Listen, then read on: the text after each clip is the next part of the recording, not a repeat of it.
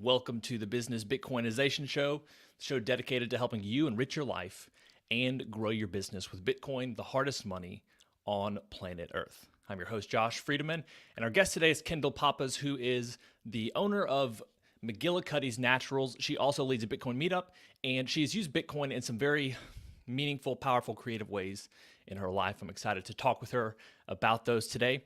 I do want to say that our show is brought to you by Linkster, the premier Bitcoin-focused advisor for businesses, institutions, family offices, and high net worth individuals, as well as Velis Commerce, where the future of business technology meets Bitcoin. Reach out to Velis Commerce to integrate Bitcoin into your cutting-edge website, seamless mobile app, or custom software.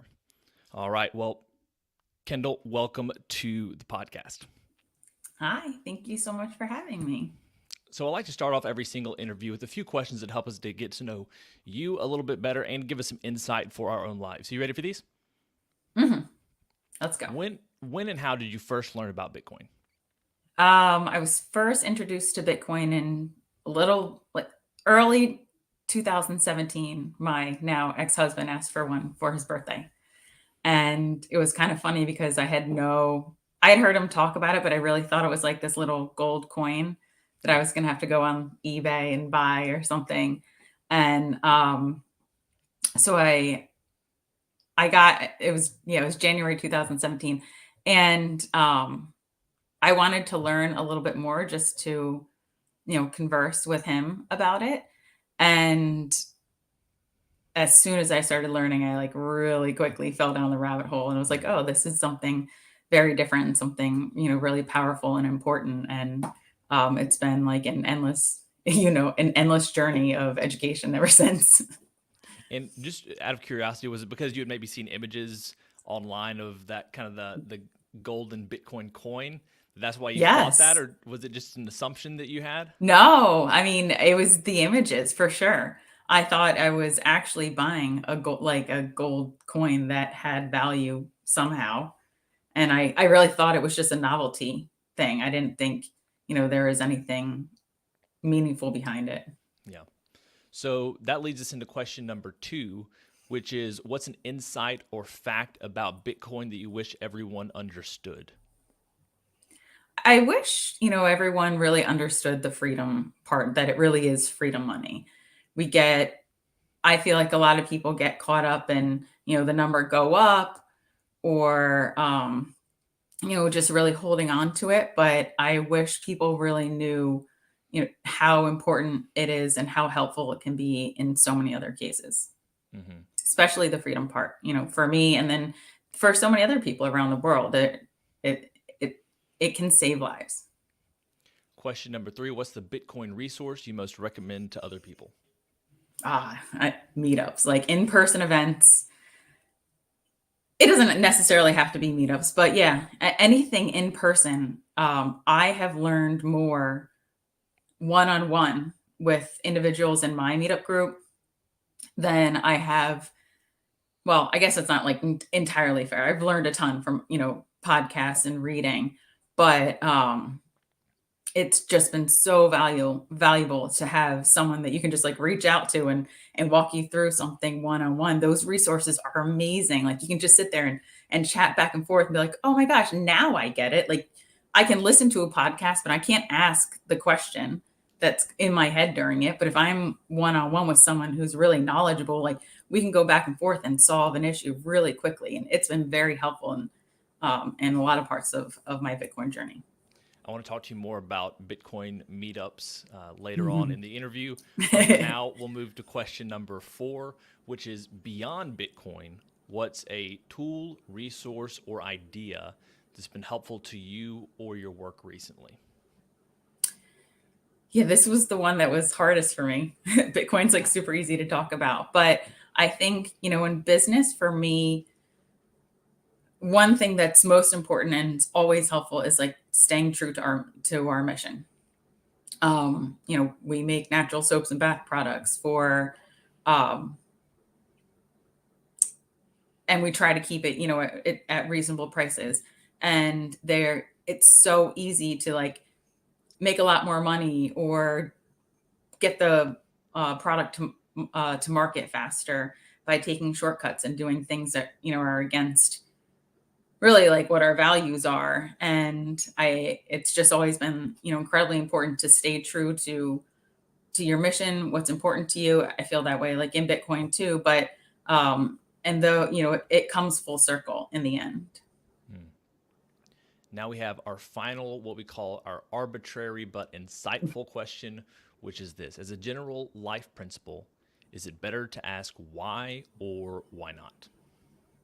Oh, I'm a why not person. I love listening to your shows and hearing what everyone has to say about this. It's really interesting. I'm a why not person. I feel like, we have a lot of freedom, and let's explore that. And if there's a reason we can't do something, like, why not? Explain to me why. And same thing, with Bitcoin. It's freedom money. So, why not? There you go. Perfect. Well, we're going to get to the rest of the interview after this 90-second little spiel about the show sponsors.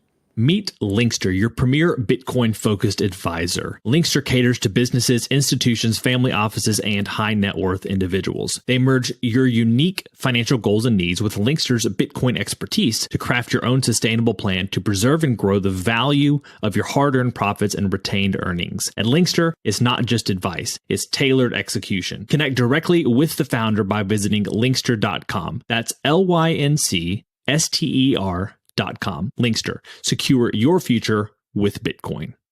Today's episode of Business Bitcoinization is proudly brought to you by Velis Commerce, where the future of business technology meets Bitcoin. As we journey through the era of Bitcoin and its transformational impact on businesses, there's one name that stands out: Velis Commerce. Whether you're looking to build a cutting-edge website, a seamless mobile app, or custom software, Velis is your go-to team. They've been diving deep into the world of Bitcoin since 2014, making them one of the most experienced groups for integrating Bitcoin and Lightning payments into a variety of digital platforms. But here's what truly sets them apart. Velis Commerce doesn't just build. They bring a wealth of knowledge to ensure your project's success from day one. Their team understands the nuances of Bitcoin, ensuring that your business stays ahead of the curve.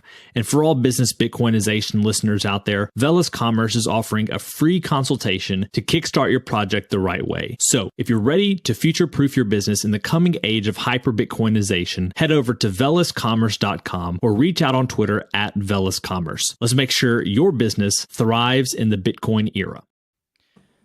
All right, so Kendal, we have a handful of things to get to today. I want to start off first because this is Business Bitcoinization with your business, McGillycuddy's Naturals.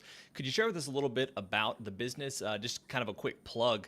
I'm pretty sure last week, right, Orange Pill app was highlighting you as one of their merchants on their platform. You're on the Oshi app. We've interviewed Michael Atwood, the co-founder of Oshi, multiple times on this podcast. Big fan of his app, but just excited to hear about your business and some of the tools that you have found helpful when incorporating Bitcoin into what you're doing. So maybe first of all, just McGillycuddy's Naturals. Can you give us a little bit about the background and who you're serving and what you're offering? Sure. We make natural soaps and bath products. We started the company almost 24 years ago now. I was allergic to pretty much like any commercial soap product when I was little, and my mom learned how to make soaps. They weren't, natural products just weren't really available, and if they were really expensive. So she just learned how to make soaps, and then as I got older and all of my friends were like buying stuff from Bath and Body Works, and I couldn't use anything. If I did, I would like break out in hives, or like my eyes would swell shut. So I learned how to make lotions and scrubs and creams, and then we started giving them as gifts, and people started buying them, and just started doing craft shows and stuff. And then it kind of like took this turn where it had to become a business, or it couldn't really be a hobby anymore, just taking up too much time. And so we started doing it full time in 2000. It was a little bit like of a tough, it reminds me of Bitcoin now, because it was a tough sell. We had a store selling natural soaps. People would come in and be like, why would I buy this? When I can buy Ivory for 99 cents. And you'd have to teach them, like, this is what's in, your commercial products. Like, this is the stuff that you're putting on your skin. Here, take a sample and like, just try it out. And then, natural products like really took off, and we make custom products for other companies. They market, under their name. That's a big part of our business. We wholesale, we retail, and we have the website. So I'm interested about the, I guess, kind of like you call it white labeling of your products. Is that a big part of your business, or is it still kind of the direct business to consumer element?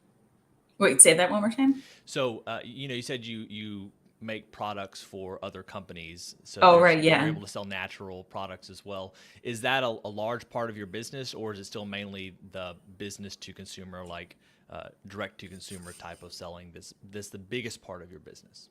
Yeah. The direct to consumer is the biggest, but that the private labeling is creeping up there very quickly. Yeah. It's pretty close to about half. So I'm also curious to kind of understand. I think everyone's seen it, but maybe hasn't tracked as closely to the growth of interest in natural products. What's that been like? You said, in 2000 it wasn't as much that way. The trend, I'm guessing, has continued to move toward natural products. What has the timeline been like as far as interest with your customers? And what do you think is driving some of that? I think, well, in 2000, it was really hard. The majority of our customers were people like with allergies and skin issues. And it was almost like me, like it was a forced need. Like, they needed a product, and they didn't want to pay, you shouldn't have to pay $15 for a bar of soap. It really doesn't even cost, that much. And so a lot of our customers, it was need based. And then, as I think it has a lot, it's just had to do a lot with education. Around, I want to say, like, around 2010 was when I really feel like it started to swing, and people were understanding more about like what they were putting in and on their body. And the business definitely changed, where I wasn't hard selling all the time. It was, you could say, like, people were starting to seek you out just because they wanted to be healthier, not so much because they had like psoriasis or eczema. It was because they just don't want to put toxic chemicals on their body. And so that was around like 2010. And now it's great. You can see like natural products are kind of become a trend.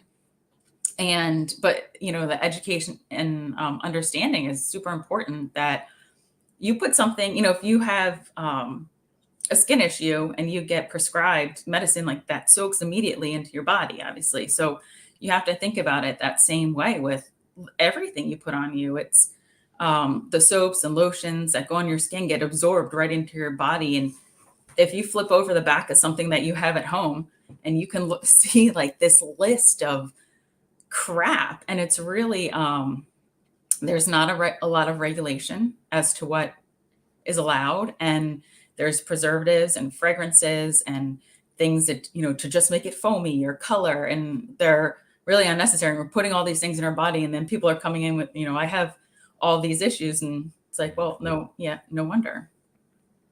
So this might be hard to answer because there are probably a lot of things you don't want in products, but are there some like rules of thumbs or key things that you think people should be paying attention to when they look at products? Like, these are the things you definitely want to stay away from. And if that's too hard of a question because the answer is sort of like everything, then are there certain things that people need to be looking for in their products? Yeah, I think the looking for part is better. Just, I teach soap making classes, lotion making classes. It's very simple to make, something healthy for your body. There's not a lot that has to go in it. So if you are buying something and you flip it over and it has all these ingredients that like you don't recognize and can't pronounce, you probably should not be using it. There are so many, really like chemical alternatives to something natural. So there's, when I teach a soap making class, we talk about during like World War II, where there was a need for, soap for soldiers and for laundry, and just making soap like the old fashioned way was too expensive. So scientists created these alternatives to come up with, something else. And it's cheaper, it's faster. Soap, making soap has a 4 to 6 week curing period. You can toss some chemicals in there to make it harder and get it to market faster. Like there's all these things that you can add in that commercial companies do. And, but basically as a rule of thumb, just flip it over. If it says olive oil and coconut oil and, some things that you can pronounce and recognize, you're fine. But if it has all like a list this long of things that you don't know, start looking a couple of them up. It's really interesting. And you'll see pretty quickly the preservatives, fragrances, and these like alternative things that are in there that aren't necessary and that can be pretty harmful. And what are the products like, if someone goes to your shop, what are some of the products that you would recommend people start with, either because they are fan favorites or because they're kind of like the strategic best place to start? If you're going to, purchase some natural products, these are the ones to maybe start with first. Yeah, we have, we make two types of soap, mainly two like lines of soap. We have an olive oil based soap and a goat milk soap. So when someone comes in, they have really dry skin and they're super sensitive, I usually recommend a goat milk soap. It's 34% goat milk and they're really moisturizing. And then the olive oil soap is a little bit more for people who are, I don't know how to say this, like there's like a necessity behind it. We have like a tea tree soap for someone with acne, or a complexion oatmeal soap. It's just like a plain oatmeal soap. But either one of the lines of soap are usually the go-tos, and then all the other, fun stuff beyond that. And so another thing is going to the Bitcoin side a little bit more. What are some of the tools or the services that you found to be helpful? And also, why do you care about, accepting Bitcoin or any of those extra hurdles as a Bitcoiner? Like, why is it worth doing? And the reason that I'm also asking, I've said this a couple of times as we've begun live streaming these a little bit more. A lot of people that listen to the podcast are going to be Bitcoiners, but there are people that might be listening to these live streams that aren't necessarily Bitcoiners yet. And so understanding some of the things that you're using, and also why you find Bitcoin an important thing to incorporate into your business is, I think, very helpful, hopefully, for some people listening to this. Yeah. As someone like interested in being involved in Bitcoin, I'm not a podcast person. Like, I'm not going to start a podcast. I'm not going to write a book. And I was really trying to figure out like, how do I get involved? How do I do more in this space? And everyone, that I asked would say, well, and you hear it a lot too, online and in other spaces, like take what right, and incorporate Bitcoin. I was like, okay, well, I make natural soaps and bath products, so how do I incorporate Bitcoin into that? So I think at first, like, I bought like a Bitcoin mold and we have a little Bitcoin soap, and then very quickly, like trying to figure out how to accept Bitcoin.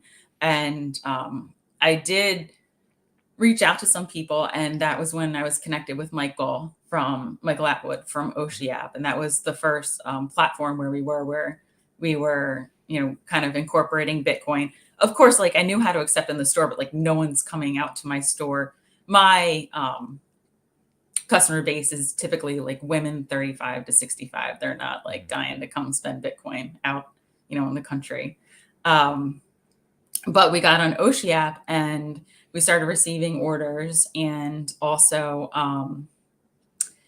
I have had people travel like even like an hour to come out to the store because they want to support a Bitcoin business. And earning, you don't just have to buy Bitcoin. they're, earning it through your business is a great way to accumulate it. We save all the Bitcoin that we earn, and it's been a helpful tool for our company. And I think that's something like other businesses should look into. And then Oshi App also, they started a program where Michael was awesome in letting us be like one of the first companies to do it, where we offer Sats back rewards to all of our customers. So every single person that comes in the store and makes a purchase, it doesn't matter if they pay with Bitcoin or not, our rewards program is in Sats. So I'm, pretty aggressive with, I think we give like 20% back. And that customer has the option, I tell them like, you can save it and accumulate it, and then like, come back and redeem it just like you would like Starbucks, rewards or any other rewards program, or they can actually take it out. And I haven't checked this month, but it was like 35% of the people claim the rewards. Wow. It's really interesting. And I do hope from it, like some of them start to learn a little bit more. But yeah, incorporating into the business was like super important, because I didn't really have like another way to be involved that I could think of, at least at the time. Mm-hmm. Yeah. Well, that's why I started the podcast.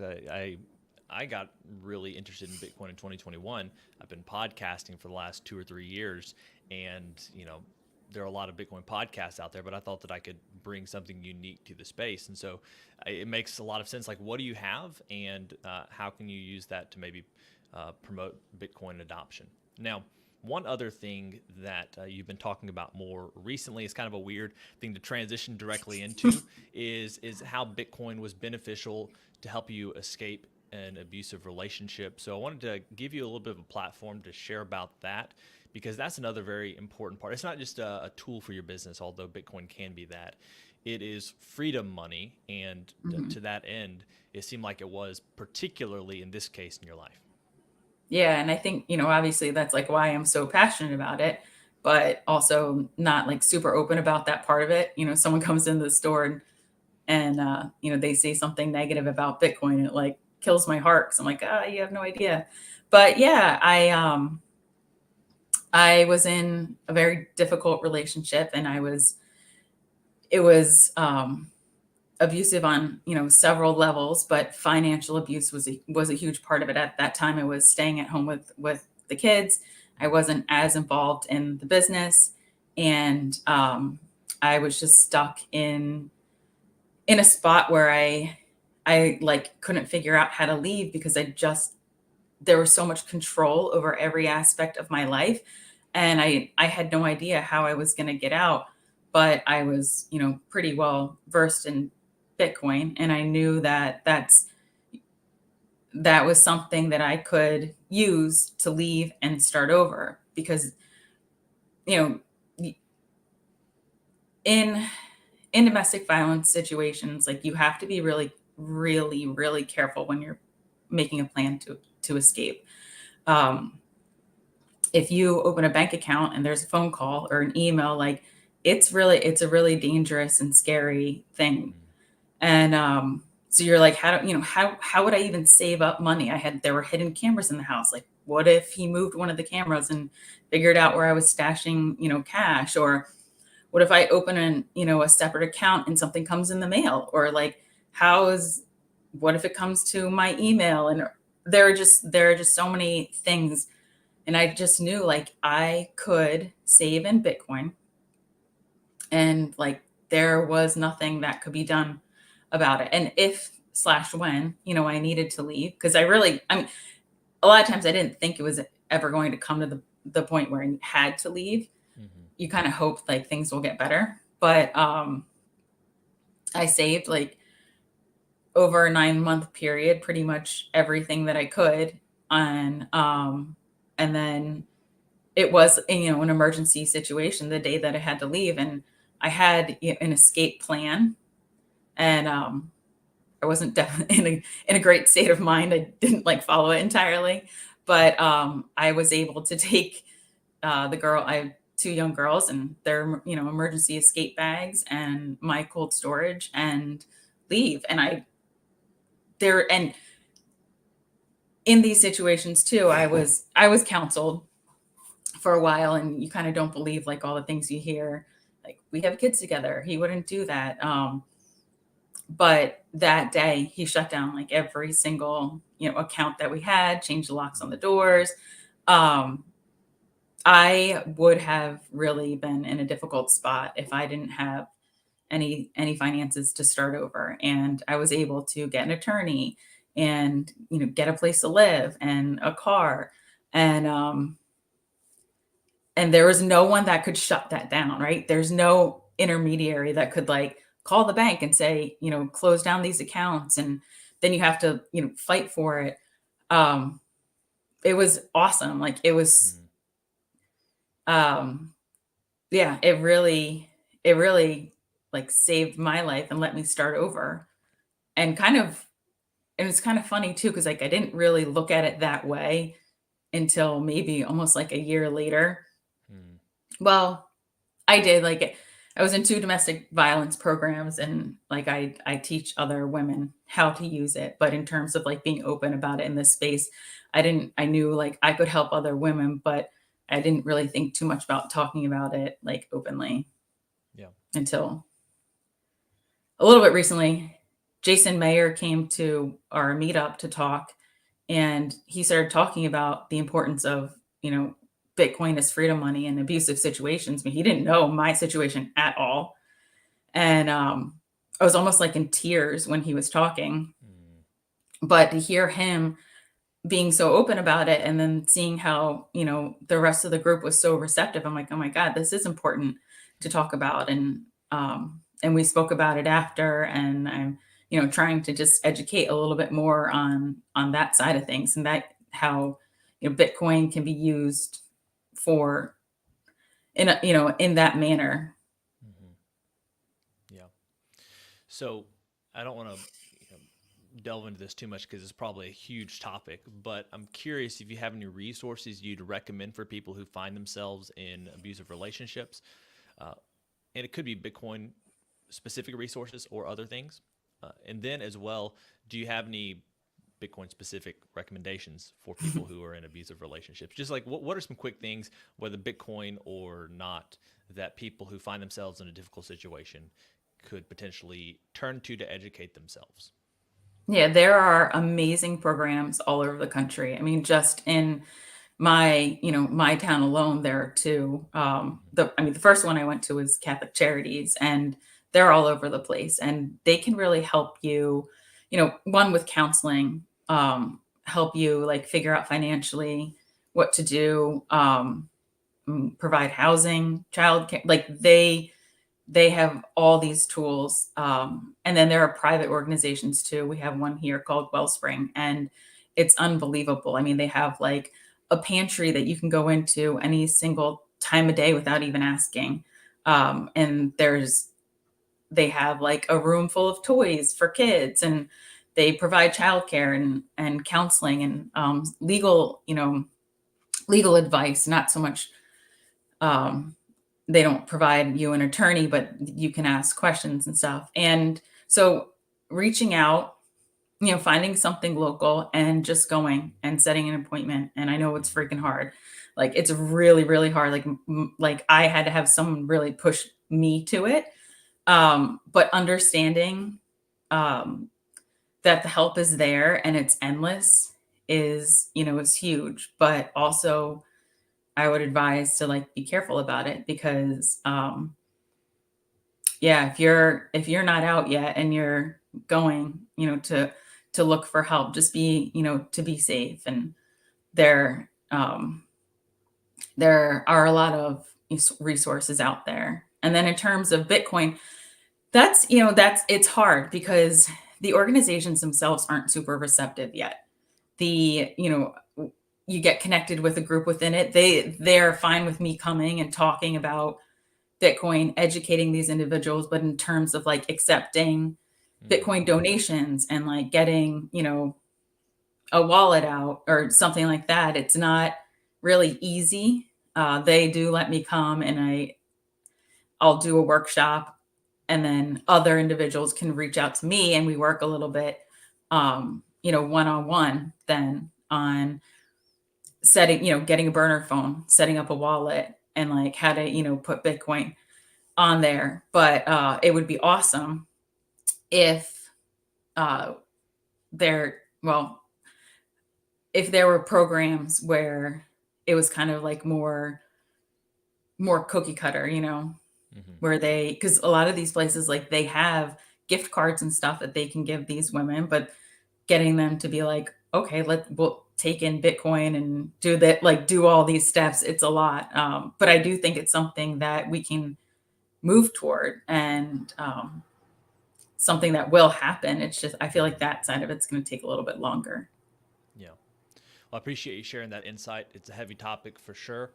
I want to move towards the end of our conversation today to talking about a much more enjoyable topic, which is Bitcoin meetups. They've obviously been influential for you. I'm standing in now in our Jackson, Mississippi Bitcoin meetup as the organizer. Our organizers out of state for a little bit. So we're planning events for the halving. It's a great time. Our next meetup, as of this live recording, is this Thursday. We meet once per month. Could you share with us a little bit about your meetup? I believe you're the organizer, as well Mhm. as why you would recommend people getting involved in a Bitcoin. Like, it seems like a weird thing. Why would I go to a Bitcoin meetup? I'm not like a tech nerd, but like, I'm not either. I don't think you are. So Right. I'm not either. Right. so give a plug for Bitcoin meetups and maybe some things that you found to be helpful in kind of growing your local meetup personally. Yeah. I mean, the reason I started it was because I didn't have anyone to talk to about Bitcoin. But I'm in upstate New York in the capital region where there's like 2.2 million people. So like there's got to be another one of me out there. And I reached out like online to, get some advice on how do you do it, and got connected with some other great meetup organizers. And they, the main thing they said was like, just do it. um just start a meetup. That's like the main thing. If you're thinking about it, other people are thinking about it, like there's a need. And just to like chat about Bitcoin with another human being was like such a huge thing. And so I did. It took me about a year though to do it. I was so nervous. And I just set up, an event on Meetup, and um, it was at like a local brewery, and two other people showed up, and it was awesome because we got to talk about Bitcoin for 2 hours. One person was more advanced, the other person was very new and just wanted to learn. So that was Mhm. kind of cool to see, like, okay, this is the range of people, and everything in between. And and then after that, it just grew. Um, every single meetup, like we had more people, and then um, and it's just like a whole range of knowledge. And one thing that I've learned about, that is like my biggest takeaway too with these events is, with meetups and in-person events, is like I feel like we all kind of have this thing in common, right? We all have this good thing that we're interested. And like I've just connected so well with every single person that's come to the meetup because we all have this like common goal of working toward, hard money, and learning about it and educating and whatever. People, we have developers who are, on that end too. And you just find like you're really in a good space with like Mhm. great people. And then they've become like some of my best friends, like absolutely. Even outside of the Bitcoin space, but we we talk about Bitcoin majority of the time. And then, in my meetup, we used to only do social events once a month. And then I wanted to see how other meetup groups were doing it. So I drove 2 hours. That's the closest one to here. And I went to one in Western Massachusetts, and they were doing only Socratic seminars and not social. And we kind of Mhm. talked and chatted, and we're like, maybe it's a good idea to do a mix of both. So now both of our groups kind of alternate. Like I have a social once a month, on the first Wednesday, and then we do a more, specific workshop, some type of like topic, and in a more private location, on the third Wednesday. So every 2 weeks we have an event and we've done like, something on lightning, Jason Mayer has come and spoken to us.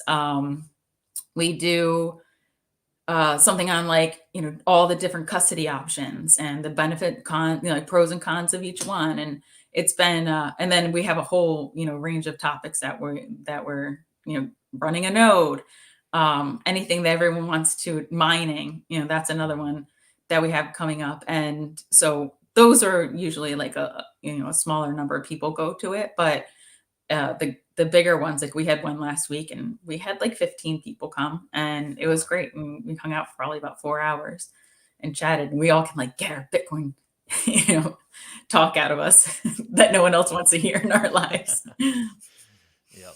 That's great. Well, I appreciate you sharing about that. Hopefully people will be encouraged to check out a Bitcoin meetup near them. We've talked about the Oshi app already. One thing that's cool about that is whenever you download the Oshi app, you can there'll be a map that comes up and you can find your area and see if there's a Bitcoin meetup near you. Also, Orange Pill app, which is a paid app, will have a list of Bitcoin meetups that are close to you as well. So there are a lot of tools out there. Obviously, you can go to meetup.com or just Google it and see what you find. But before we finish up today, any final thoughts, whether it's connected back to your business and people buying natural soaps and things like that, or anything else that might be on your mind before we finish up today? I think just saying, like, one point I like to make is that if you're not sure like what to do in the space, just start doing something. And I think like 2 years ago, I wasn't sure how to be involved, and all these, little things kind of come around, and just get out there and you can learn a lot more, and you can definitely make an impact. And going to meetups, incorporating it into like what you do day to day, there's ways to do it, and there's a world of people that like want to help you too. And so don't be afraid to like step into the space in whatever way you want. It doesn't have to be what everybody else does. Yep. Excellent. Well, Kendal, thank you so much for your time today. It's been a pleasure. Thank you so much for having me. It was great to talk to you. All right, everyone, thank you so much for listening today. You can find this on any podcast platform you prefer. You can go to bizbitshow.com/listen and find a link to Spotify, Fountain, Apple, wherever else you listen. It'd be great if you check out some of those previous episodes, and we'll be back here next week with some more live streams as well. Have a great day.